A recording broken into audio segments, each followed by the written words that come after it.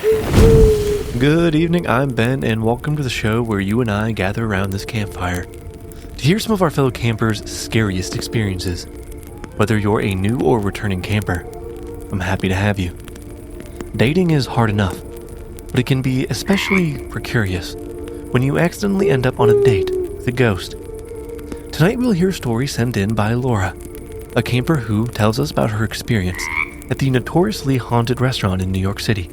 1 if by land, 2 if by sea. Now, without further ado, do you want to hear a ghost story? I almost canceled. Blind dates are awkward enough without adding a haunted restaurant into the mix. But my best friend Mara was insistent. "It's romantic," she said, grinning as she slid her phone across the table, showing me his photo. Candlelit, good wine, a little history. And come on, the ghost thing is a selling point, right? She wasn't wrong. 1 if by land, 2 if by sea was supposed to be one of the most haunted restaurants in New York. A place where glasses tipped over on their own, women's earrings mysteriously vanished, and the ghost of Aaron Burr's daughter, Theodosia, was said to still wander the upstairs dining room. So against my better judgment, I said yes. But now as I sit at the dimly lit corner table, I regretted it. His name was Jake. On paper he was perfect. Tall, clean-shaven, charming in a way that felt like he had practiced it in a mirror.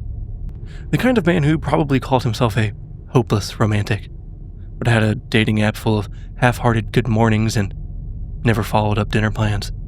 Still, he was polite and handsome. Mara would never let me hear the end of it if I left early. "Have you ever been here before?" I asked, swirling my wine. Jake leaned back in his chair, smirking. "Yeah, a few times. My ex loved it. Thought the ghost stories were sexy." I smiled, but something about the way he said ex made my skin feel tight. The waiter, a thin man with deep-set eyes, arrived at this point with our entrees, moving with a practiced efficiency that made me wonder how long he had worked here. He sat down Jake's plates first, then mine, and then paused. His gaze lingered on me just a bit too long. "Are you okay, miss?" I blinked. "Yeah, why?" The waiter hesitated, glancing at the empty chair beside me. "No reason," he murmured before turning on his heel and disappearing into the kitchen. I tried to shake it off, but a cold prick from the side of the empty chair next to me ran down my side. I noticed that halfway through the dinner, the air in the restaurant shifted. The restaurant's warmth turned stagnant, heavy, as if the candlelight was struggling to breathe. And then I felt this long before I heard it. A whisper. Close, too close, right in my ear. "Don't go home with him." I froze, my fork halfway to my mouth. Jake noticed this awkward pause. "Something wrong?" I forced a laugh. I thought I heard something. He grinned too largely. "Oh, don't tell me you're one of those people who actually believe in the ghosts of this place." I forced a smile again, nodding my head no. But my hands wouldn't stop shaking. I finished dinner and excused myself to the restroom. I wanted to splash some cold water on my face. "Don't go home with him." The voice was so clear, almost familiar. I checked my reflection. Lipstick slightly smudged, but there was a shadow just over my shoulder. Wait. I turned around, but there was nothing. Just an empty bathroom. The soft flicker of candles bouncing off the walls. I exhaled, shaking my head. I was psyching myself out. When I got back to the table, Jake was gone. His chair was pushed back, the napkin neatly folded, the candle flickering. His half-empty wine glass sat there, exactly as it was before. I looked around, scanning the restaurant, but there was no sign of him. The waiter was gone too. I pulled out my phone to text Mara, but I had no signal, no Wi-Fi, nothing. And then, the whisper came again. "Run."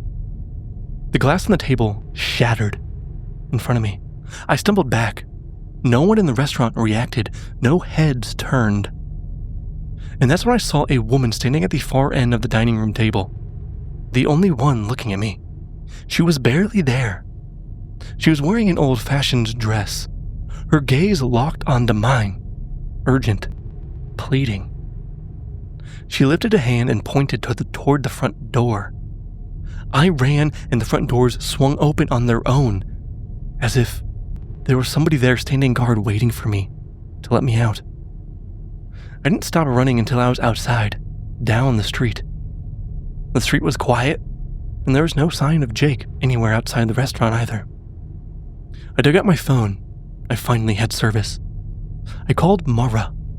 She picked up on the second ring. Jesus, I was about to call you.